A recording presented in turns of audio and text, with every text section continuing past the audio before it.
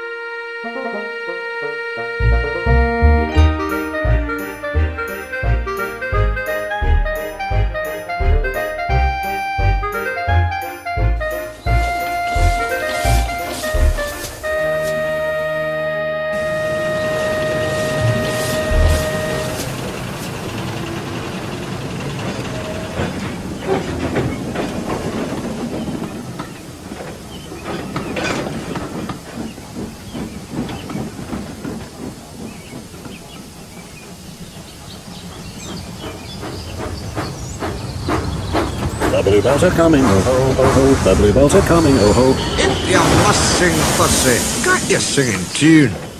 Anyway, our song's about Campbells. And mine's about bluebells. Then it's daft. Bluebells are flowers. Flowers can't come, they grow. My song isn't daft. It is then. I ken fine about bluebells. We've a song called The Bluebells of Scotland. But the bluebells of England are different. They're engines, and one of them's coming with his controller. Didn't you listen to the Fat Controller telling us about it? I was away. Oh dear, I couldn't understand it all, but engines on the other railway aren't safe now. Their controllers are cruel.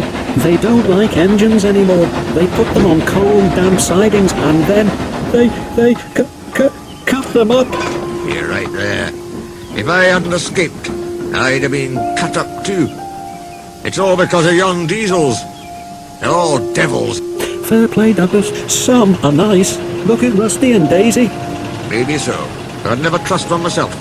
But what I cannot understand is all your blether about bluebells. The bluebells are kind people who want to save engines. They've made a place in England called the Bluebell Railway.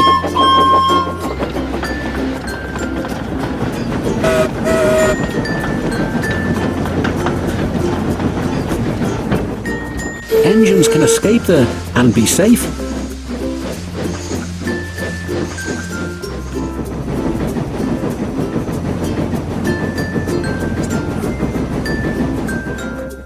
Like me, winning away here. Yes, just like that. If they are old or ill, a fitter makes them well. They can have their own special colours, all the coal and water they need, and pull trains too.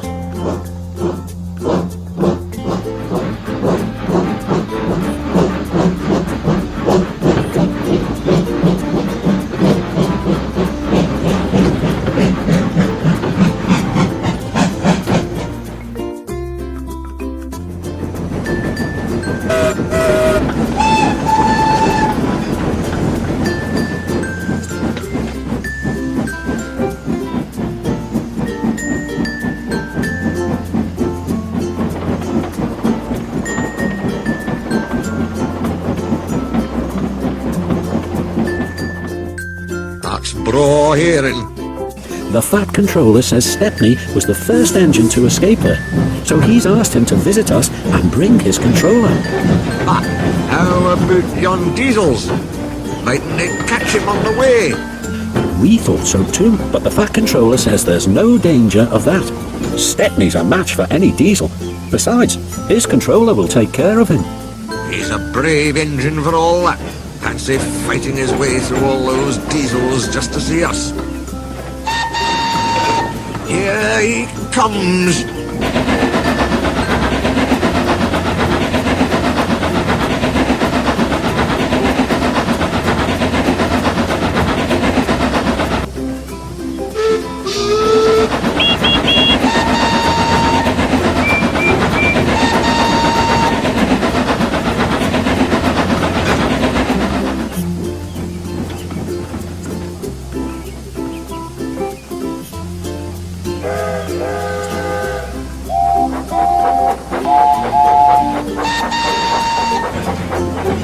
As with passengers and people waving and cheering, he puffed proudly through the junction on the last stage of his long journey.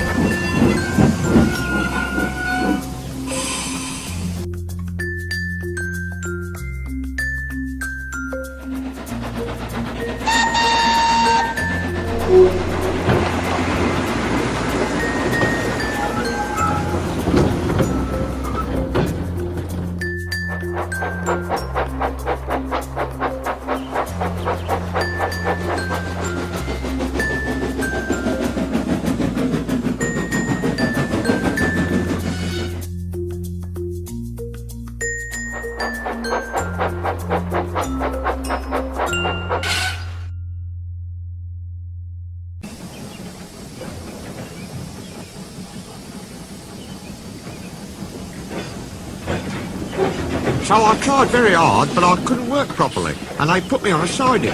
I stayed there for days and days. Other engines were there too. I was afraid. I'd have been frightened too. But then some workmen came, they mended me, and even gave me a coat of paint. I couldn't understand it till my driver came. He was very pleased. "Stepney, you lucky old engine," he said, "you've been saved. The Bluebell Railway has bought you." What a lovely surprise. Have they saved other engines beside you? Oh, yes. You'd like our Bluebell and Primrose. They're twins, and it's like as two peas. They only had numbers at first. Bluebell is 323 and Primrose is 27. They were very pleased when our controller gave them names. Some say he was wrong to do it. It certainly made him cocky. But they do work hard, and I think our controller was right. All engines ought to have names. Yes, it's most important. That's why we've given names to our 488 and 2650. But our controller doesn't know. It's a secret. Don't tell him, will you? Of course not. They're both very pleased about it, because now they feel part of the family. We call 488 Adams after his designer, you know. He's a lovely engine. A Southwestern from Devon. He can stroll away with any load he's given. Cromford, who's 2650, has been pulling trucks up high peaks in Derbyshire. He's tough as Cromford. He had to be for that job. Captain Baxter's tough too, and rather rude. But he's worked in a quarry, and you know what that does to an engine's language and manners. I do indeed. He's a good sort, really. I like him. We both miss our work with trucks. I oughtn't to say this, after everyone's been so kind, but our line is very short. I never get any good runs now. I miss them dreadfully. Never mind. Perhaps you'll get some while you're here. Stepney said goodbye to Edward and then returned to the big station. There he walked up shooting. They were soon great friends and enjoyed their afternoon together.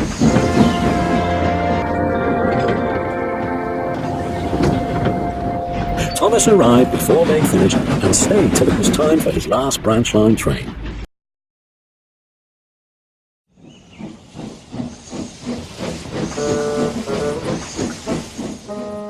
But that train's tail lamps were hardly out of sight when the two engines heard a commotion at the station. I wonder what's up. Presently the night duty shunter came hurrying to the shed. The bell in the cabin on the branch line rang once, then 5, pause, 5. The signalman was puzzled. He telephoned control. A special, is it? I see. Why are we waiting? My passengers are being delayed. Sorry, Thomas. We're being shunted to allow another train to pass. Thomas and his passengers grumbled, but there was no help for it. Soon they heard an unfamiliar puffing. Express headlamps swayed and twinkled. Then Stepney, pulling one coach, loomed in the station lights. He slowed to exchange tablets, whistled a greeting, and gathered speed into the night. Well, bust my boiler. Shunted. And on my own branch, too. It's a disgrace. I'm sorry. I was a special. Why? An important passenger came after you'd gone. He said he must get home and ordered a special. So, kindly let me take it. We had a splendid run. No record breaking, of course, but... But it can make an engine nervous not to know the line. Exactly. You're such an expert. Thomas, flattered, forgot he was cross and told Stepney all about his branch line.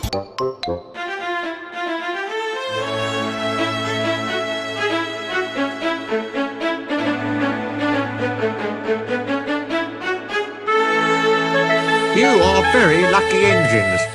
Your branch has got everything. It's long enough to give you a good run, and you have plenty of passengers. Then you've a quarry, a mine, and some factories, so you need plenty of trucks. Trucks are fun. I miss them on our line. Percy looked surprised. You can take mine and welcome this morning. So they went off to collect them. Toby and Thomas gaped in wonderment.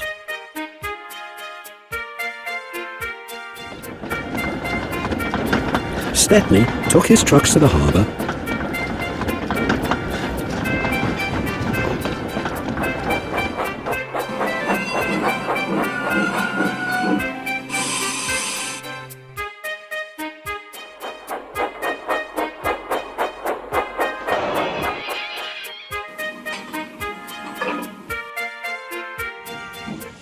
picked up a load of empties and started back.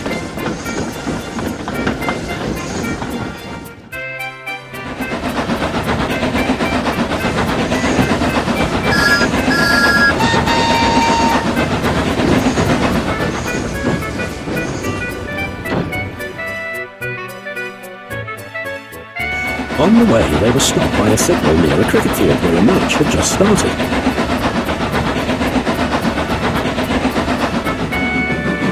They settled down to watch. Presently, some fielders came towards them and waved. Could you move, please? Your last few trucks are behind the bowler's arm. Sorry.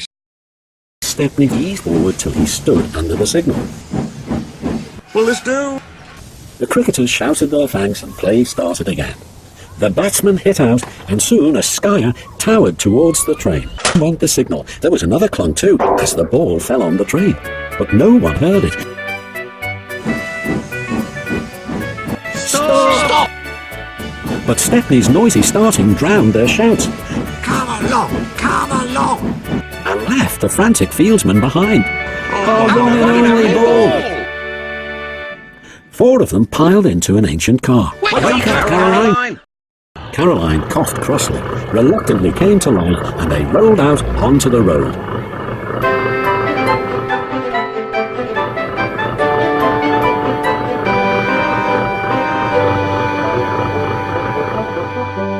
Stepney wasn't hurrying. He had just crossed the river when Caroline came up behind.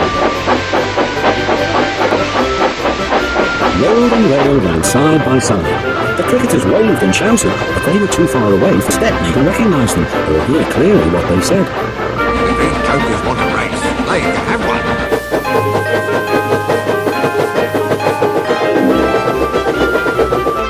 Poor Caroline wasn't happy. She rattled along at twice her usual speed.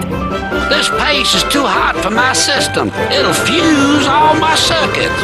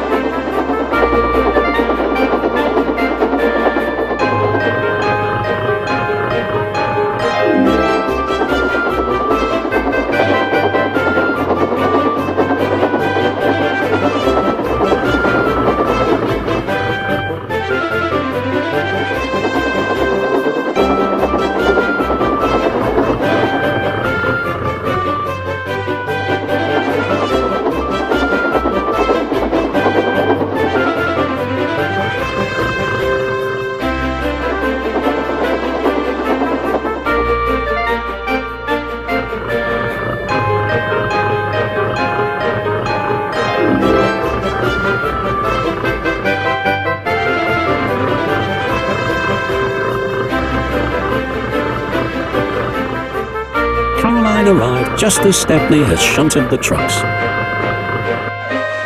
The cricketers explained what had happened. The driver and the fireman were surprised. Did you say the third track from the van? They all went and looked. The ball was there, nestling under some straw. I'm sorry. Never mind, you couldn't help it. Now, we must get back quickly.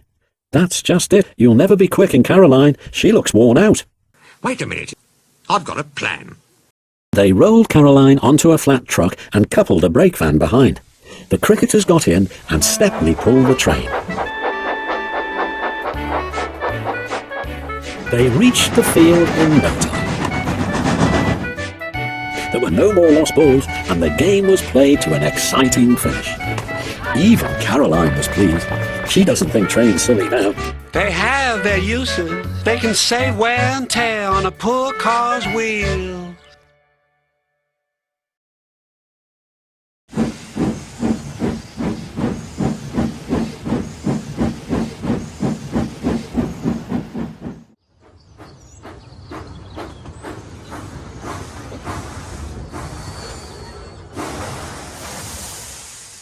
My railway is very busy and I am pleased with you, but you need help.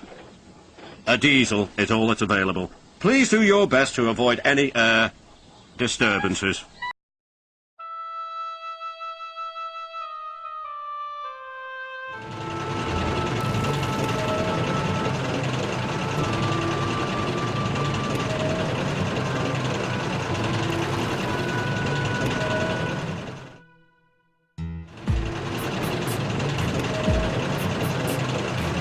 The big diesel surveyed the shed. Not bad, I've seen worse. At least you're all clean. The engines gaped. It's not your fault, but your controller should scrap you and get engines like me. A fill of oil, a touch on the starter, and I'm off. No bother, no waiting. They have to fuss around you for hours before you're ready. At last, the engines found their voices. Stay outside then if you're so proud about it.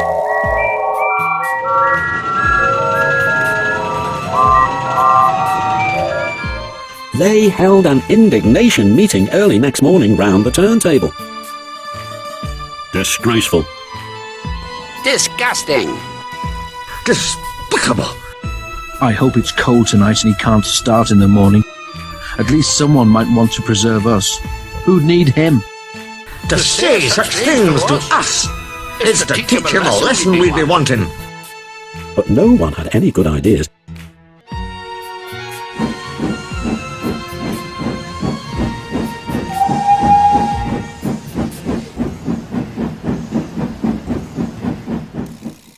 Never mind.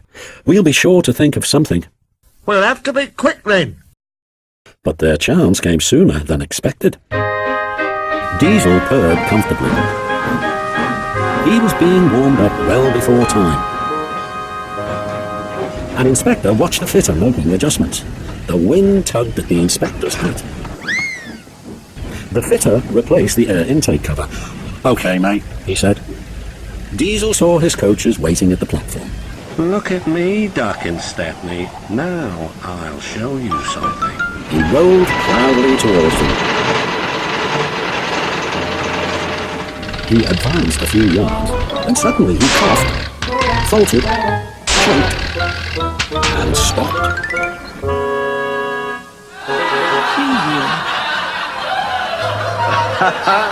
You don't look really useful now. You look really disgraceful. The inspector, meanwhile, had seen nothing of this. He was looking for his hat. Can we help you at all? Diesel seethed with baffled fury as they pushed him back to the shed. My hat! Exclaimed the inspector as the cavalcade went by. "Bother your hat. The train's due out in 10 minutes, and you'll have to take it, Duck." Can I help him, sir? The fat controller was pleased too, and hurried away almost cheerfully to make the arrangements. The engines and their crews made careful plans. A good start, everything on a job like this. Lay sand on the rails as you back down and roll it firm with your wheels. You get a splendid grip that way. So as they backed down, they dropped sand on the rails, rolling it firm with their wheels.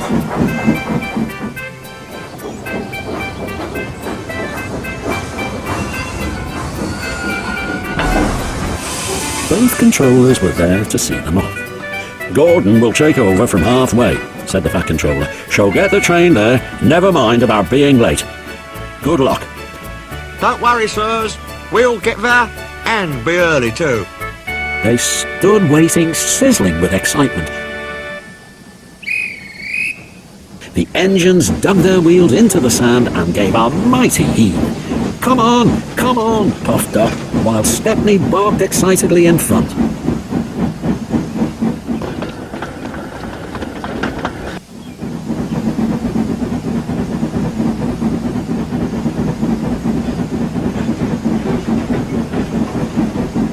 Moving carefully over the points, they reached the open line. Now for a sprint. I'm ready when you are. Faster and faster they went till their wheels were turning at such speed that the side rods were nearly blurred. Under clear signals, they whizzed through Edward Station and charged at Gordon's Hill beyond. They felt the drag of their 15 coaches here. It was hard work. But once over the top, the last 10 miles were plain running.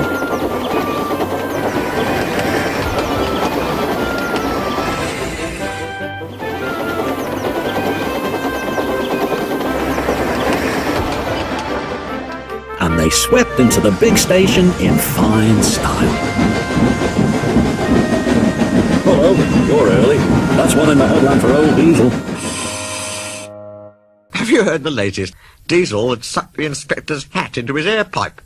That's why he broke down. He's sick as boiler sludge and sulking in the shed.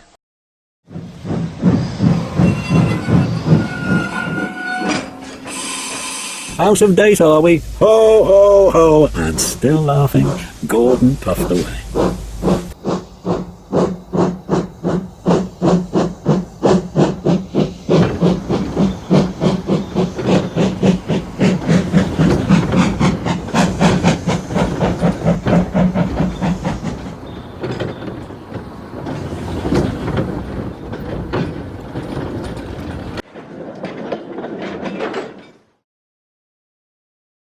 Everyone was sad the next day when Stepney had to go.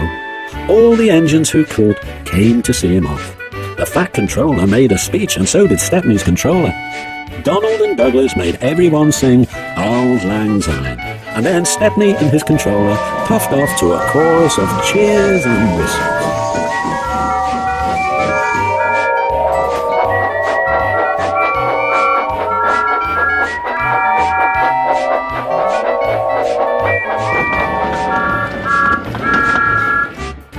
What about Diesel? He'd slipped away the night before. He said goodbye to no one, but left two things behind: the nasty smell of bad manners and a battered old hat.